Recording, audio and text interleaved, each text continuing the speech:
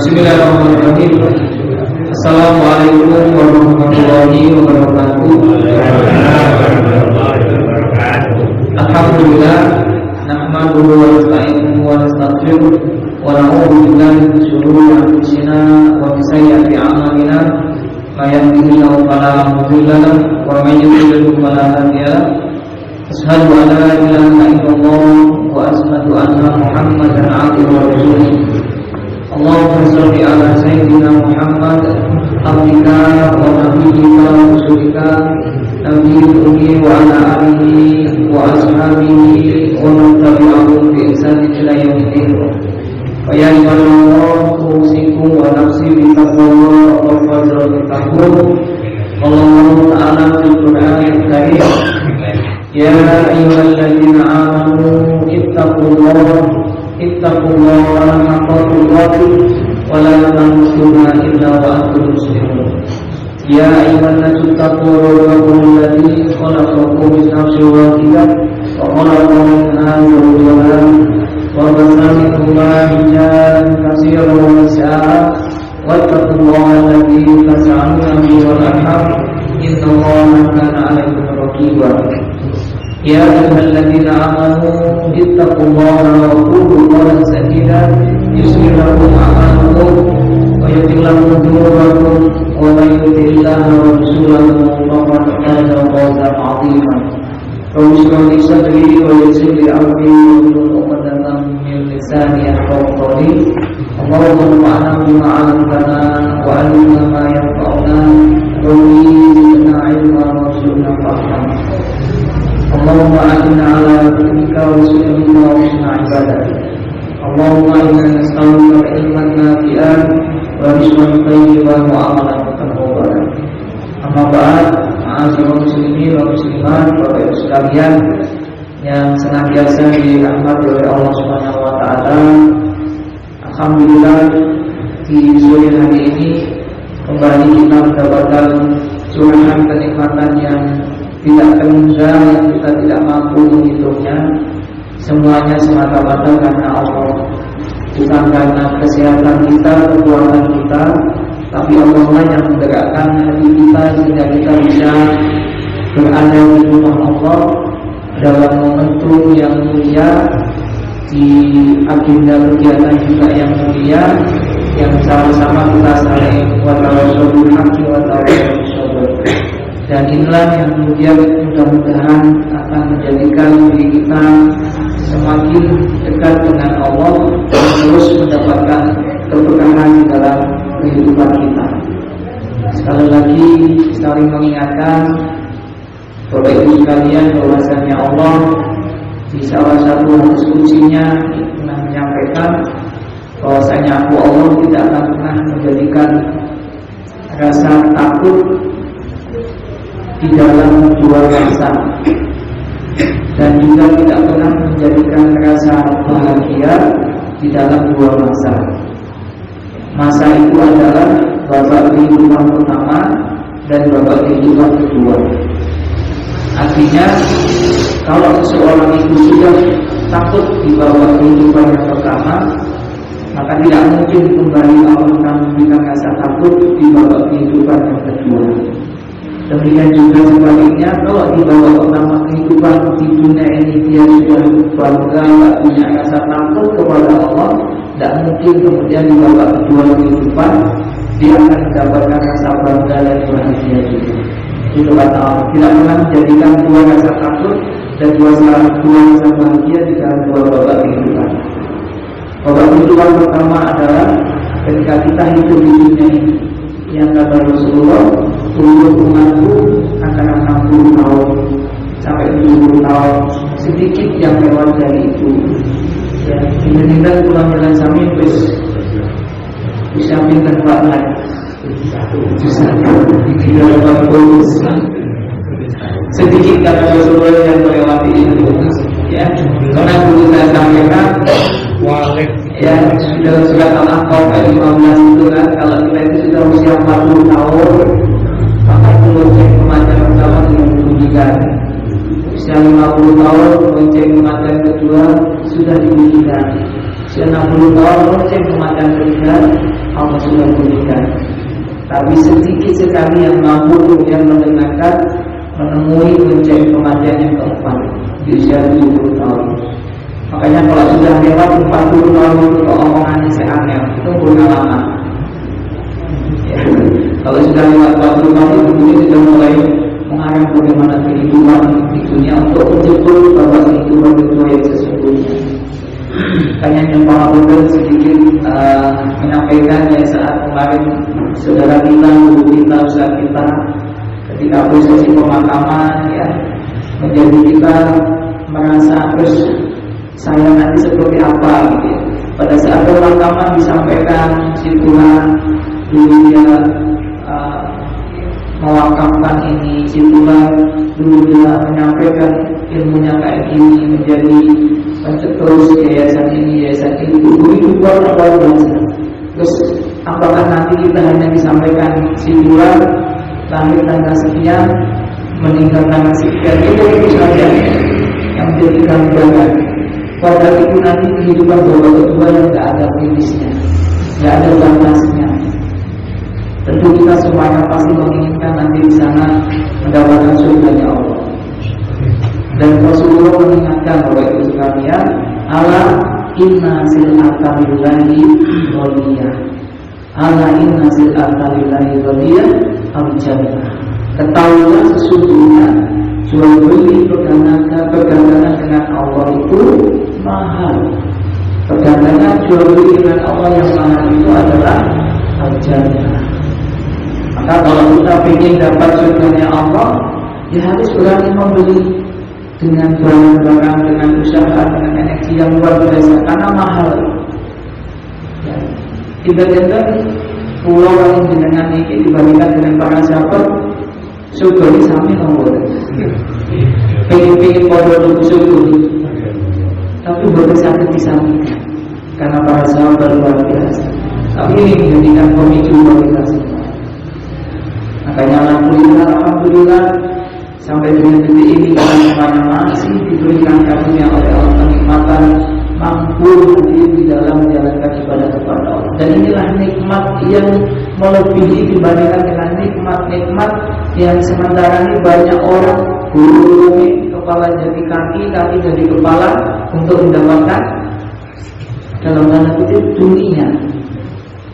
Sedangkan kadang lupa ketika dihadirkan pada kesempatan-kesempatan ibadah kayak ini, itu lebih melebihi semuanya daripada itu. Kita semuanya wajar. Senangnya lu senang budi kita kok yang kalau 100 juta kali 1 juta. Mesti lu senang 100 juta. Tapi bisa dihadirkan kayak gini ini. Harusnya senangnya lebih banyak, lebih banyak daripada ketika kita mendapatkan itu. Karena inilah bahwasanya kata kemarin sudah saya sampaikan, saya mengatakan tasabbahu khairun minad dunya wa ma fiha.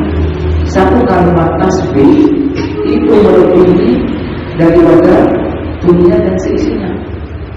Kata Rasulullah, rakaat ini sholatul fajr khairun minad dunya wa ma fiha. Hanya 2 rakaat sebelum sholat subuh itu lebih baik dibandingkan dengan dunia dan seisinya. Saking itu nomor dunia seisinya itu misalnya kita tak bisa dihitung. Ternyata di hadapan Allah tidak sebanding dengan kalimat tasbih subhanallah kata Syekh. Kata Rasulullah tidak sebanding 2 rakaat sholat fajar, sholat sebelum subuh. Padahal sholat subuh, sholat fajar itu kata Aisyah ketika melihat Rasulullah sedang menjalankan, seakan-akan bagaimana Aisyah, Rasulullah tidak membaca Al-Fatihah seakan-akan, karena saking ringannya, saking cepatnya. Dan sunnahnya itu di dalam sholat fajar, rakaat pertama bacaannya setelah Al-Fatihah sholat surah pendek Al-Ikhlas, dan di rakaat keduanya surat Al-Kafir, karena saking pendeknya. Tetapi itu kata Rasulullah, khairun minad dunya wa ma fiha, lebih baik daripada dunia yang seisi. Ini Bapak Ibu sekalian, monggo mudah-mudahan kita berdoa terus sekali lagi jangan lewatkan waktu kita, detik menit kita, kecuali semata-mata ingin mendekat kepada Allah. Dan itulah yang namanya pernikahan. Barokah. Kullu ma yusyabbu bihi fitoah.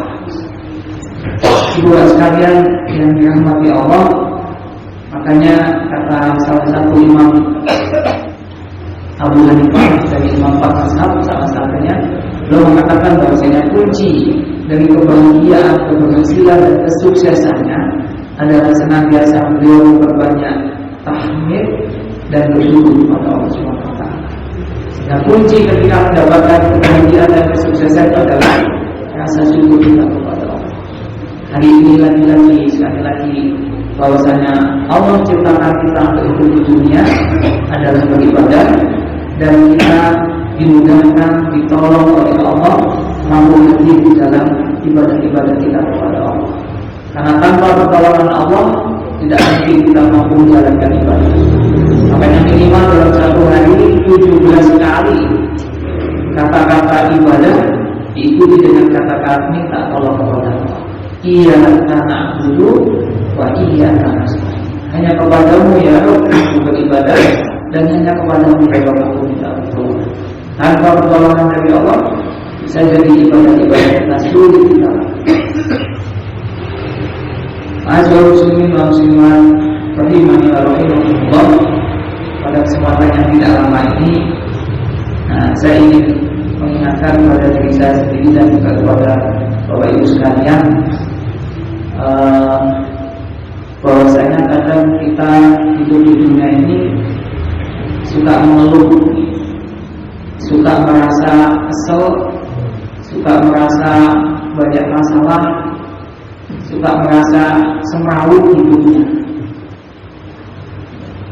Dan kemudian yang kita salahkan sinterbal masalah. Dan kemudian seakan-akan kita hidup itu isinya mau masalah dan masalah.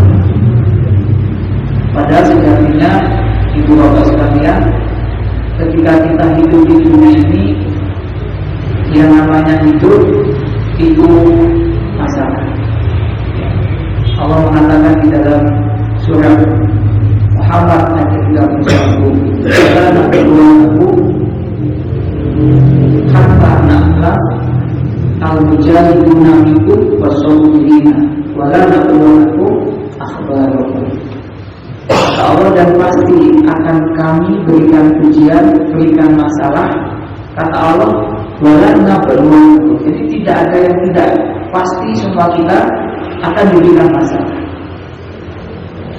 Makanya hari ini kita mungkin mengenal satu ungkapan yang di 5 tahun, 10 tahun yang lalu kita tidak mengenal, yang katanya kita butuh healing, ya, katanya kita lagi kena mental illness, sehingga kita sikit-sikit pengennya healing. Kita nggak kenal, hari itu sudah mulai ramai. Alasannya apa ya? Karena nggak betah di rumah, ketemu istri, ketemu suami, masalah, di kantor masalah terus. Siapa yang nggak punya masalah? Siapa yang masalahnya paling banyak? Siapa masalahnya yang 1, 10, 20? Siapa yang masalahnya paling banyak sedunia? Nggak perlu angkat tangan, karena kelihatannya wajah-wajah kita sudah wajah-wajah belum punya masalah. Jadi makanya sekali lagi ini yang kemudian kita hari ini muncul kata-kata itu. Artinya kemudian banyak yang saat ini kemudian menyalahkan yang namanya masalah tadi. Padahal Bapak Ibu sekalian perlu kita ketahui, hidup kita di dunia ini yang harusnya satu poin tidak bisa dipisahkan antara hidup dengan masalah. Ini poin penting yang perlu kita catat, bahwasanya kalau kita menginginkan hidup di dalam ulama-ulama klasik, beliau mengatakan kalau Allah itu masih memberikan sisa usia pada diri kita, maka Allah pun juga akan memberikan masalah sampai kemudian usia yang Allah titipkan kita selesai. Makanya Bapak Ibu sekalian, masalah itu sebenarnya positif atau negatif? Masalah itu positif atau negatif?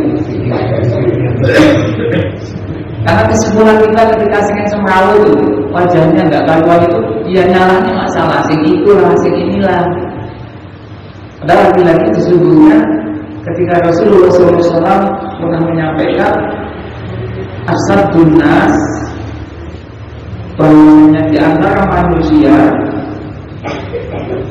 balaan al-anbiya. Jadi sesungguhnya di antara manusia yang balanya paling besar itu adalah dari kalangan para nabi. Asadun nas balaan al-anbiya, summa solihun, summa amsal wal amsal. Jadi sesungguhnya manusia di antara manusia yang balanya, yang masalahnya, yang ujian paling besar, paling banyak itu adalah dari kalangan nabi. Kemudian para orang-orang soleh, summa amsal wal amsal. Baru kemudian level kesolehannya yang lebih rendah, lebih rendah. Dari satu ungkapan yang disampaikan oleh Rasulullah ini, ya, kembali saya bertanya, masalah itu positif atau negatif? Nah itu jawabnya aku nggak positif. Jadi Rasulullah mengatakan bahwa asadun nas balaan al-anbiya summa solihun summa amsal wal amsal. Ya, ini dengan masih meragukan. Jadi berbeza takut kalau wajah penuh dengan masalah. Artinya masalah itu ternyata Rasulullah menyampaikan kayak tadi. Tapi kemudian Rasulullah mengatakan wabiyut talari madu ala hasan bitti. Sesungguhnya Allah itu kalau mau memberikan masalah maka akan disesuaikan dengan kadar amalnya. Dua riwayat Rasulullah sampaikan, masalah positif atau negatif. Kalau belum bisa jawab itu. Jadi kalau dari dua itu saja Allah itu akan memberikan masalah sesuai dengan kadar agamanya. Kalau kadar agamanya tinggi maka Allah akan kasih masalah yang lebih tinggi. Dan sesungguhnya orang yang paling tinggi sedunia masalahnya ini adalah kalangan Nabi dan Rasul. Setelahnya itu adalah orang-orang soleh. Baru setelah itu adalah orang yang level kesolehannya lebih rendah, lebih rendah, lebih rendah. Jadi kalau orang itu masalahnya, ujiannya semakin banyak, berarti tingkat kesolehannya lebih tinggi. Jadi masalah positif atau negatif?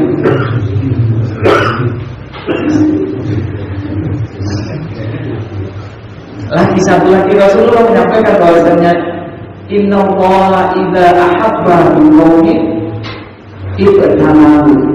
Sungguh kalau Allah itu menghendaki mencintai kaumnya, Allah akan ibtalahu. Allah akan memberikan masalah kepada kaum, akan mengujinya, akan memberikan cobaan-cobaan kepada kaum. Ya, ibu bapak sekalian, ternyata masalah ujian, cobaan yang Allah mengatakan tadi di dalam surat Muhammad, "Walanna berluanakum," tidak ada orang yang bisa mengelak, tidak ada orang yang kemudian berlepas diri dari itu. Dan ternyata itu bagian daripada untuk melihat kadar kesolehan kita. Artinya bahwasanya masalah itu adalah tidak perlu disalahkan, tidak perlu diambil hitamkan.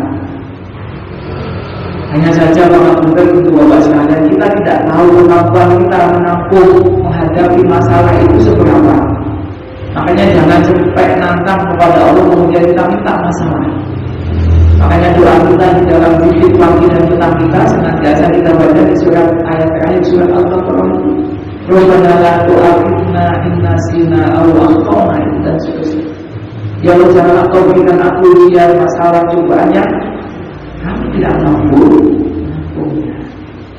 Tetapi masalah ujian cobaan itu Allah yang tahu bagaimana kadar kebaikan kita, kadar kesolehan